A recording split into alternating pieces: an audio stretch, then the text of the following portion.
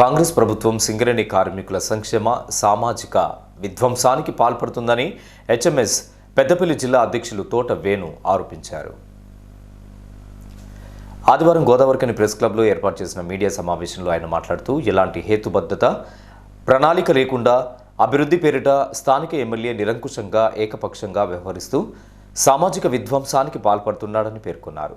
సింగరేణి అధికారులను తమ చెప్పు చేతల్లో పెట్టుకొని చట్ట వ్యతిరేకంగా వ్యవహరిస్తూ సింగరేణి కార్మికుల హక్కులను కాలరాస్తూ భయభ్రాంతులకు గురి చేస్తున్నారని ఆరోపించారు. సింగరేణి అధికారులు కూడా చట్ట వ్యతిరేక కార్యకలాపాలకు పాల్పడుతూ కార్మికులను ఇబ్బందులకు గురి చేస్తుండడం సరైంది కాదని ఖండించారు. పోయిన సంవత్సరం రూపొందించిన శిలాఫలకాన్ని అందులో పేర్కొన్న 20 మంది ప్రముఖులు లేకున్నా నిస్సిగ్గుగా ఆవిష్కరించడం, బడ్జెట్ అనుమతులు లేకుండానే షాపింగ్ కాంప్లెక్స్కు సింగరేణి 20 కోట్లు ఇచ్చిందని ప్రచారం చేయడం సహించరానిదని పేర్కొన్నారు. ఇప్పటికైనా సింగరేణి అధికారులు బాధ్యతాయుతంగా వ్యవహరించాలని, లేదంటే ప్రతిఫలం అనుభవించక తప్పదని సూచించారు. లేకపోతే ఆ సాదరాజు పేరిట ఈదునూరి అశోక్ అని చెప్పేసి కొంకటి లక్ష్మీనారాయణ ఒక 2 షట్టర్లు నేలమట్టం అయిపోయినాయి. కానీ ఈ విషయంలో కొంకటి లక్ష్మీనారాయణ అదృష్టవంతుడు, ఆయన అమ్ముకున్నాడు కాబట్టి ఆయనకేం ఫరక్ వల్లేదు పాపం. సరే, ఈ ఊరిలో మంచి పరిణామమే. ఈ విషయంలో ఎమ్మెల్యేకు అభినందనలు. ముందున్న ఆక్రమణలు తీసేయడాన్ని ఎవరైనా స్వాగతిస్తారు. ఏక వ్యక్తిది కబ్జాలో ఉన్నది వ్యాపార సంస్థది తీసేస్తే కూడా నివాసాలను ఎందుకు తీస్తారయ్యా పాప? నివాసాలను తీసే దానికి ఎంత పెద్ద పెయిన్ ఉంటుంది. 60 ఏళ్ళ 70 ఏళ్ళ అనుబంధం ఉంటాయి. నివాసాలను తీసే ముందు వాళ్ళని కన్విన్స్ చేయాలి. ఎమ్మెల్యే గారిని అడిగిన నేను చాలాసార్లు, అరే చర్చిద్దాము, ఒకసారి చర్చిద్దాము అని చెప్పేసి. ఇక చూడండి, గౌరవ ఎమ్మెల్యే గారు నేను మీతో చర్చించాలి, క్వార్టర్స్ తోటి ఈ విధంగా ఉన్నది అని చెప్తే రెస్పాన్స్ లేదు. ఇంత దురహంకారం ఎందుకు? ఏదైనా చెప్పొచ్చు కదా. నేను నియోజకవర్గ మనిషినే కదా, నేను ఇక్కడ ఓటర్ని, ఇక్కడ నాయకుడిని, 10,000 మందికి ప్రతినిధిగా చేసిన వాళ్ళమే కదా. మా సలహాలు కూడా తీసుకోవచ్చు కదా. సలహాలు తీసుకోకుండా అహంకారంగా అయితే ఉండొద్దు కదా. నేను ఒక నియోజకవర్గ వ్యక్తిగా నాకు ఎమ్మెల్యేతోటి అనుబంధం ఉండాలి కదా. ఎమ్మెల్యేతో మాట్లాడాలి. ఎమ్మెల్యే పూర్వం రాజరిక వ్యవస్థనా ఏంది? లోపలికి రానియద్దు, పోయాను రా నూనె కాల్చండి రా అని చెప్పడానికి. ఇది నేను ఆయనకు అఫీషియల్గా క్యాంప్ ఆఫీస్కి లెటర్ ప్యాడ్ మీద పంపిన, నీడ్ యువర్ అపాయింట్మెంట్ అన్నా, కలుద్దామన్న పాత అనుబంధం. రైతుల ఆత్మహత్యల పోస్టర్ చేయించుకుంటూ జేఎన్టీ పిల్లలతో తెప్పించుకుంటూ 10 ఏళ్ళు తిరిగినాం. పాపం దాక్తుంది. ఈరోజు నన్ను గోసపుచ్చుకుంటారు. ఆలోచించాలి, వ్యక్తిగతం కాదు. ఇక సింగరేణికి ఒక బుద్ధి రావాలి. ఒకటి ఎక్స్ప్రెషన్ ఆఫ్ ఇంట్రెస్ట్ కడతా అన్నది షాపింగ్ కాంప్లెక్స్. కడతా అని పెద్ద పెద్ద ప్లాన్లు వేసింది. కొసెళ్ళినాయి అవి. ఎవడు బిడ్డేలే.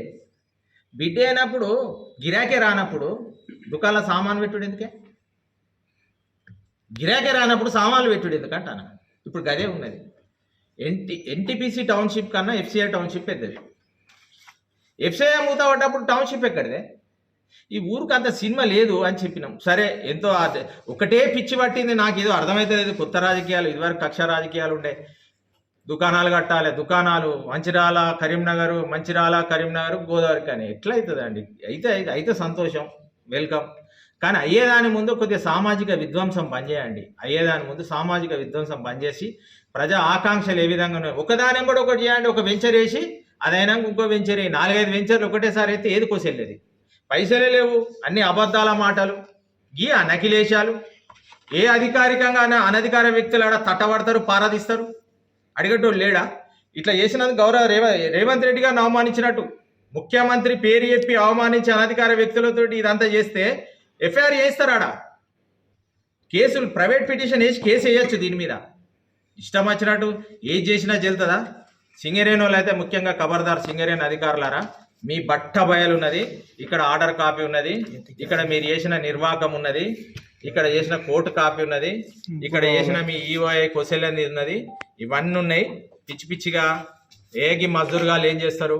నా ఆస్తి ఏమైనా అయ్యే జాగిరి రోజులలో ఫోటోస్ ఇవ్వండి, కనీసం తొందరగా ఇవ్వండి అనేది డిస్పోజ్ చేసింది. డిస్మిస్ కాదు.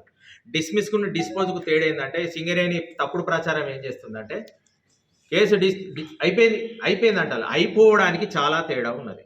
బాబు ఆయనకు న్యాయం చేసి వెళ్ళిపోండి అని అంటది. న్యాయం జరగకపోతే ఆయనే కూర్చుంటాడు కదా.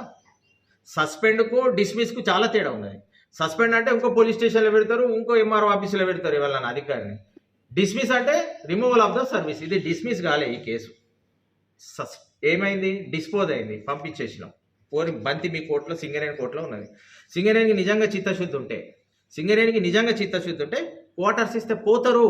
అందరూ పోవడానికే సిద్ధంగా ఉన్నాము, అందరూ వెళ్తారు. ఏదో ఇక్కడ అర్జెంటుగా ఇప్పుడు తీసేసి ఏదో 2 పంటలకు నీళ్ళు ఇవ్వాలి, డ్యామ్ కట్టాలి, లేకపోతే క్వారంటైన్ ఉన్నది, ఇక్కడ ఏది క్వారంటైన్ సెంటర్లు కట్టాలి, ఎయిడ్స్కు కరోనాకు మందు కనిపెట్టేది ఏమి లేదు, అంతా అంబక్కని తెలిసింది.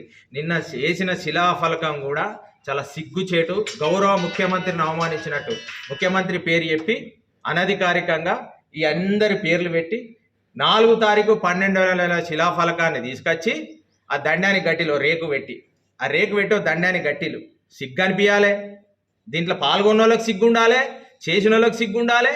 అలాగే గాంధీ మార్కెట్ నిర్మిస్తామని ఏదో కాన్ఫిడెన్స్ ఇవ్వడానికి పెట్టింది కావచ్చు. ఒక్కడు గాంధీ మార్కెట్ లేడాడ, అంతా ఎవరెవరో ఉన్నారు. మొదట 4 తారీఖు ఆడ ఒకటి గోరి కట్టినట్టు ఒకటి గట్టిలు శిలాఫలకం, అది గట్టిలు సిమెంట్ దిమ్మ గట్టిలు, దానికి పెడదాం అనుకున్నారు, ఆయన రాలేదు. అదేదో స్విచ్ నొక్కి తీద్దాం అనుకున్నారు, ఆ స్విచ్ నొక్కుడు కాలే. మళ్ళీ ఏం చేయాలి ఇంట్లో 20 పనులు ఉన్నాయి. ఇంట్లో 20 పనులు 40 కోట్ల పనులను దీనికే షాపింగ్ కాంప్లెక్స్ కోసము 20 కోట్లు కేటాయించాలని నిస్సిగ్గుగా అబద్ధాలు ఆడుతున్నారు.